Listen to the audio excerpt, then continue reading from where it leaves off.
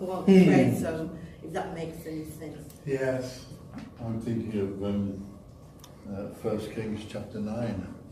1 Kings chapter 9. Sorry, 19, chapter 19. Okay. Verses. That must be Elijah. Verses 11 and God, and he said, "Go out and stand on a mount before the Lord." And behold, the Lord passed by, and a great and strong wind tore the mountains and broke in pieces the rocks before the Lord.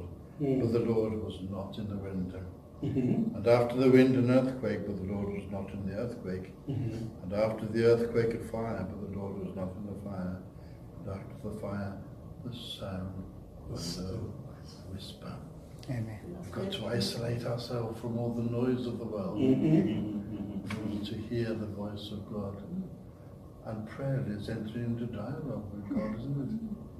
That's why I say challenges to prayer all around us.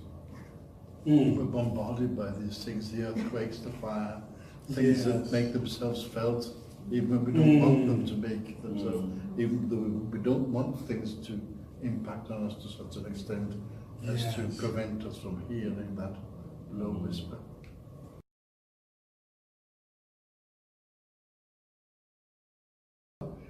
Preparation to pray. Each hour, wherever I am in the world, wherever my wife is in the world, we always meet with God in prayer every hour.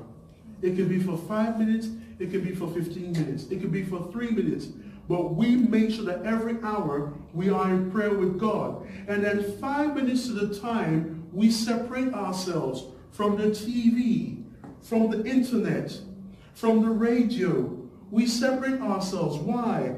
1 Peter chapter 4 verse 7 gave an instruction that would help with the challenge that Robert shared with us. 1 Peter chapter 4 verse 7. 1 Peter chapter 4 verse 7.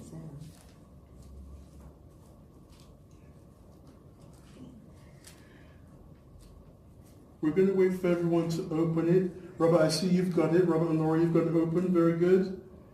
Carl, I think you're close. You're close. Chapter 4, verse 7.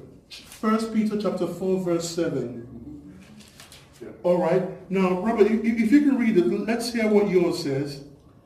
The end of all things is at hand. Yes. Therefore be self-controlled and sober-minded for the sake of your prayers. Look at that. Be self-controlled. Another word for self-control is self-discipline. If you're going to flourish in prayer, you must perfect self-discipline. We have a program in Ghana, we call it PSD, Perfecting Self-Discipline. Without self-discipline, you cannot have a flourishing prayer life. Self-discipline. We were watching the World Cup on Sunday, Samson and I, and the goalkeeper for Croatia made a silly mistake. Rather than kick the ball away, he kicked it this way and opponent to score the goal. The French goalkeeper kicked the ball this way in the path of a Croatian attacker and scored the goal. And I immediately got on my knees and I prayed. I said, Father, please, may I and my family never make a mistake that can cost us on the world stage. In front of all those who are watching the World Cup. And somebody said, what is he doing? Another person said, is he praying? Is he praying?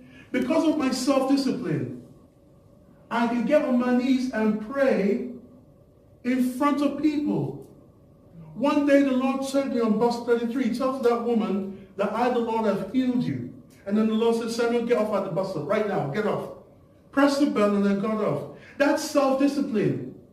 Because of my self-discipline, I don't debate with God. I obey God. You've got a bunch of fellas watching the World Cup and the Holy Spirit says, Samuel, pray. And I get on my knees there and I pray. No, I didn't pray aloud, but I obeyed God. Self-discipline compels you to obey God. It takes a lot of self-discipline to say, you know what, oh, I'm going to be meeting with God in the next 5 minutes. Let me separate myself from the TV. Phone, right now, I'm sorry, I'm putting you on silent. The Bible says it in the NIV version. The end of all things is near. Therefore, be clear-minded. Be clear-minded. Clear-minded means unload everything that can distract you. That's how you overcome the distractions of everyday life. It requires self-discipline, folks. Self-discipline. It will cost you. It may cost you some pleasure of watching your favorite TV show. But you say to yourself, you know what? I have an appointment with God. Therefore, you TV program, you will have to wait.